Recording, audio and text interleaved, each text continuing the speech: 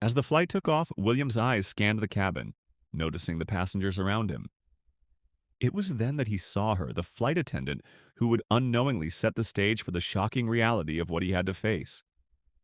Tall, cold, and with a smile that never quite reached her eyes, she moved briskly through the aisles, serving drinks and snacks with a detached air. And then it happened. William, noticing his seatbelt wasn't properly adjusted, gently reached for the seat's buckle to fix it. That was when she appeared. The flight attendant shot him a glance, one that seemed to judge him from head to toe, and without hesitation she barked, "Hey, you! This isn't reserved for people like you who booked economy. Don't touch it!" Her tone was harsh, dismissive, as if he had just committed a grave offense by simply trying to adjust his seatbelt. William, stunned but trying to maintain his composure, met her gaze and softly replied, "I'm sorry, I only wanted to adjust my seat. I wasn't trying to be a bother." His voice was calm, respectful, exactly how a paying customer should be treated, but the flight attendant wasn't having it. Instead of showing understanding or even a hint of kindness, she scoffed. "I don't care what you were trying to do," she snapped, her voice rising. "You people think you can just do whatever you want." She walked away before he could say another word, leaving a trail of discomfort in her wake. William, sitting there in his economy seat, couldn't believe what had just happened. The insult stung, yes, but what hurt more was the realization that this wasn't just about him. This was part of a pattern of behavior that had been happening, unchecked, for long. He had witnessed it all before in the complaints, but now he was living it. The way she treated him, it wasn't just a random outburst. It was a symptom of a much bigger issue. The disdain, the lack of respect, the underlying racism, and worse yet, the way she thought she could treat him that way, assuming that because he was an economy, he didn't matter.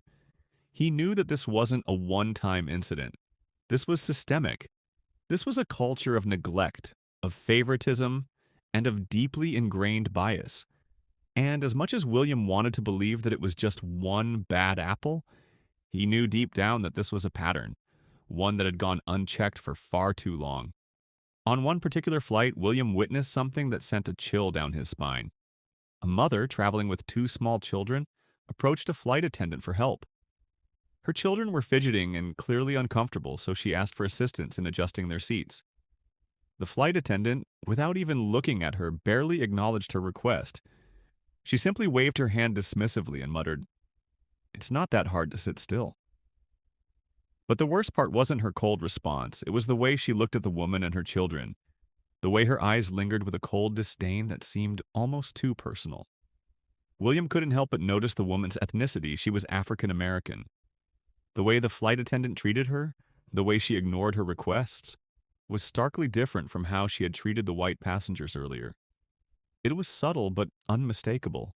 A pattern was emerging.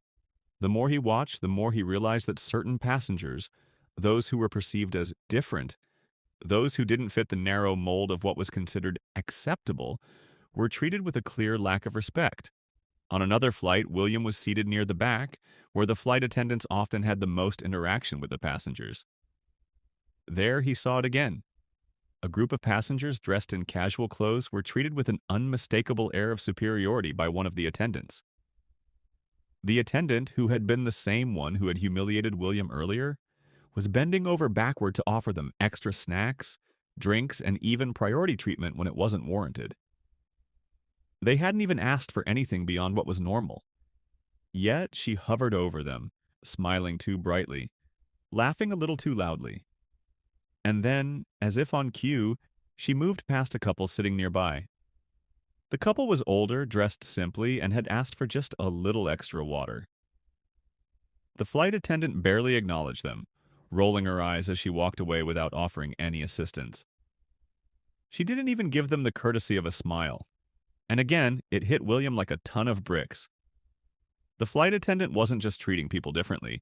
She was actively choosing who deserved kindness and respect. She was deciding who was worthy of her time and who wasn't, based on nothing more than her own prejudices. But it wasn't just the mistreatment of passengers that William saw. There was something even more insidious at play: gossip. During a brief layover, he overheard a conversation between two flight attendants in the crew room. They were talking about passengers, laughing about their accents, mocking the way certain people spoke.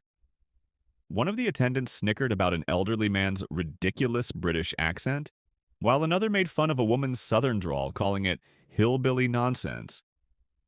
But what made William's blood run cold was the fact that the passengers they were gossiping about weren't even present.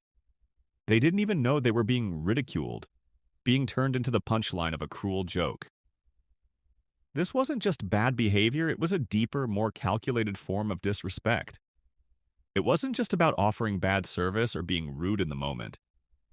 It was about the underlying belief that certain people didn't deserve to be treated with dignity because of the way they spoke, the color of their skin, or the way they dressed. These weren't just isolated incidents. They were a reflection of a toxic culture, one that had seeped into the very fabric of the airline. William's heart sank as he realized that what he was seeing wasn't the result of a few rogue employees. It was the result of years of unchecked entitlement. These flight attendants felt like they had power over the people they served. And worse, they felt like it was their right to decide who mattered and who didn't. For every story of mistreatment that William had heard before, every passenger complaint he had read, it was all coming together now, and it was worse than he had ever imagined. But there was one incident that would change everything, a moment that, in many ways, defined the gravity of what William was about to face. On a later flight, William witnessed an interaction that hit him harder than any of the others. A kind, gentle man, someone who clearly had a heart for helping others, was sitting in economy, helping an elderly woman with her luggage. The woman was frail, struggling with her bag, and without hesitation the man offered to assist her. But as he did, one of the flight attendants passed by, saw what was happening, and scoffed. She muttered under her breath, "You think just because you're sitting in the back, you're special?" Then, as if in a cruel twist, she went on to tell the man he wasn't allowed to help the elderly in this section, and that people like him should know their place. The man, visibly embarrassed, stopped and sat down, his face flushed with humiliation.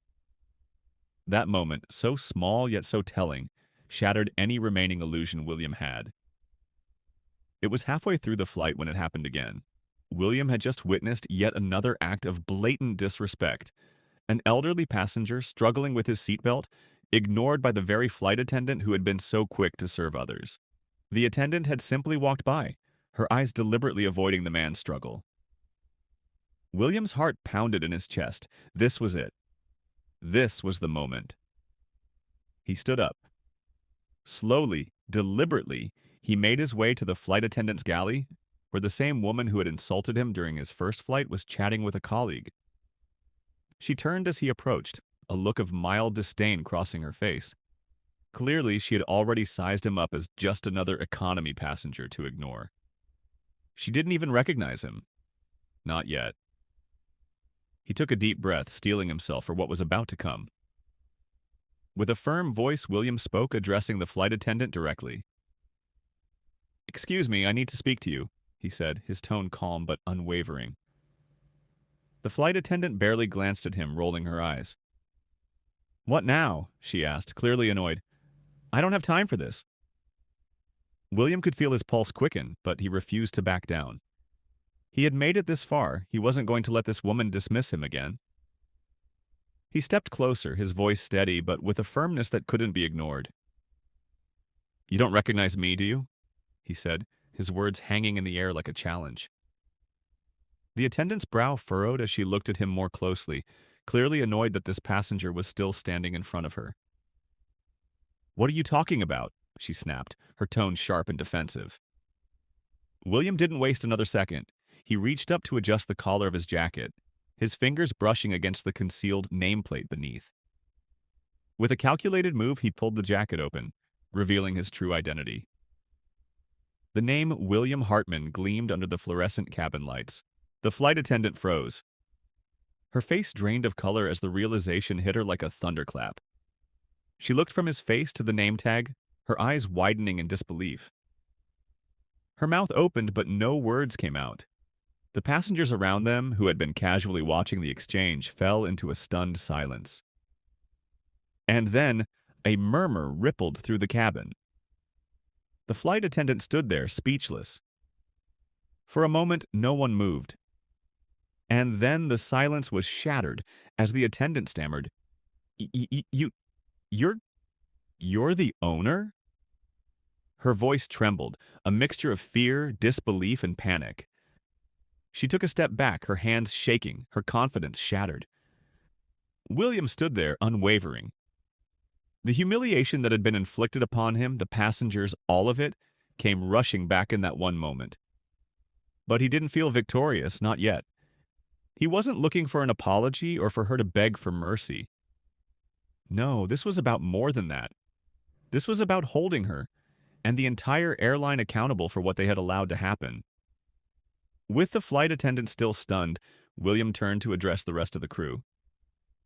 "I've been watching," he said, his voice calm but filled with authority. "I've been listening, and what I've seen is a pattern of racism, neglect, and abuse that I can no longer tolerate." His words echoed through the cabin, leaving a heavy silence in their wake. "The way you've treated passengers, my passengers, is unacceptable." The flight attendant who had been so quick to belittle him, so quick to dismiss him as just another insignificant passenger, now stood frozen in place. And then, with a calm that cut through the air, William said, "I will make sure every one of you knows exactly what happens when you betray the very values this airline was built on." His eyes locked onto the attendants, his message clear. This wasn't over. As the attendant stood there, still processing the enormity of the moment, William turned to the passengers, his voice steady and final. "You all deserve better than this. This airline will change. It starts with me holding my staff accountable. And it starts with all of you demanding respect, because that's the least you deserve." At that moment, the flight attendant knew this was no longer just about one rude passenger or one disgruntled customer. It was about everything that had gone wrong, everything that had been ignored for too long. The very next day, after the flight landed, William immediately called a meeting with the airline's upper management, the people who were supposed to be overseeing the staff, ensuring the standards were being met, ensuring that passengers were treated with dignity and respect. But when William arrived at the boardroom, the management team was on edge, visibly nervous. They knew what had been happening. They had heard the complaints from passengers, read the reports of poor service, and seen the growing dissatisfaction. But they had done nothing about it. Now, with the owner's direct intervention, the stakes were higher than ever. William stood at the head of the table, looking each manager in the eye. His voice was calm but filled with an unshakable resolve. "This is not just about one flight attendant. This is about a systemic issue. It is about the culture we have allowed to fester in our airline." His words cut through the room like a knife. He didn't mince words, he didn't need to. The facts spoke for themselves. We have passengers who have been treated with disrespect. We have employees who are actively undermining everything this airline stands for. William wasted no time outlining the actions that needed to be taken. The first and most important decision was that the flight attendant, who had been directly involved in the incidents, along with several others who had been identified through the Undercover mission, would be fired immediately. There would be no more tolerance for behavior that undermined the values of respect and fairness. The managers shifted uncomfortably in their seats, but they knew this was the only course of action. William had made it clear the culture of complacency, the ignoring of passenger complaints, the us versus them mentality that had infected their staff, this was no longer acceptable. But William didn't stop there. He knew that just retraining staff wouldn't be enough to change the culture overnight. He needed to ensure that there was an ongoing system for accountability, something that would prevent this kind of behavior from creeping back into the system. So he introduced a new anonymous reporting system for both passengers and employees. Anyone who witnessed misconduct, whether it was racial discrimination, neglect, or simply poor service, could report it without fear of retribution. Passengers, for the first time in years, would have a voice. Employees, too, would be able to speak up if they felt pressured to treat people unfairly or were witnesses to abuse. No longer would their complaints be ignored, buried beneath a mountain of indifference. As news of the changes began to spread, passengers took notice. Those who had suffered in silence for so long, those who had been dismissed, mistreated, or ignored, now felt vindicated. There was a glimmer of hope. They saw that their voices were finally being heard and that the management had taken action. Passengers began to feel like they mattered again, like their experience wasn't just about getting from one place to another, it was about being treated with respect and dignity as they deserved. One passenger, a young woman who had been on the receiving end of a rude flight attendant's behavior, shared her story publicly. She spoke about how in the past she had been ignored for asking a simple question, how her request had been dismissed as if it was an inconvenience. But after the changes, she noticed a significant difference. The staff were more attentive, more respectful, and her experiences as a passenger were finally what they should have been from the start: pleasant, comfortable, and dignified. Even employees who had been quietly disillusioned with the airline began to feel the shift. They no longer had to tiptoe around, afraid to speak up about the systemic issues they saw on a daily basis. Many of them expressed their relief, knowing that they could now be part of an organization that truly valued fairness and equality, one that would hold all employees accountable for their actions. As the months passed, William watched as the airline transformed. Customer satisfaction ratings steadily climbed. Negative reviews on social media began to shift from complaints about rude flight attendants to praise for the staff's attentiveness and professionalism. It wasn't perfect, not yet, but it was clear that things were changing. And that was enough to start rebuilding the airline's reputation, one passenger interaction at a time. The lessons learned through this painful journey weren't just valuable to the airline, they were valuable to everyone who had been affected by the toxic culture that had once defined it. The passengers who had been disrespected, the employees who had been complicit or silent, each of them had played a part in bringing about this change. And now they were part of a story of redemption, a story of a company that was willing to admit its mistakes and make amends, a story of people who decided to stand up, take responsibility, and work towards something better. This wasn't just about an airline. It wasn't just about flight attendants or passengers. This was about all of us. It was about the power of standing up against injustice, no matter how big or small, and having the courage to do what's right, even when it's hard.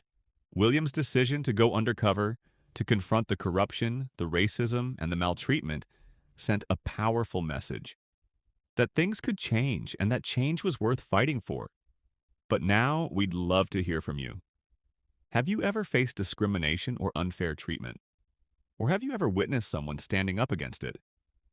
How would you have handled a situation like this? Share your thoughts in the comments below. Your voice matters, and your stories inspire change.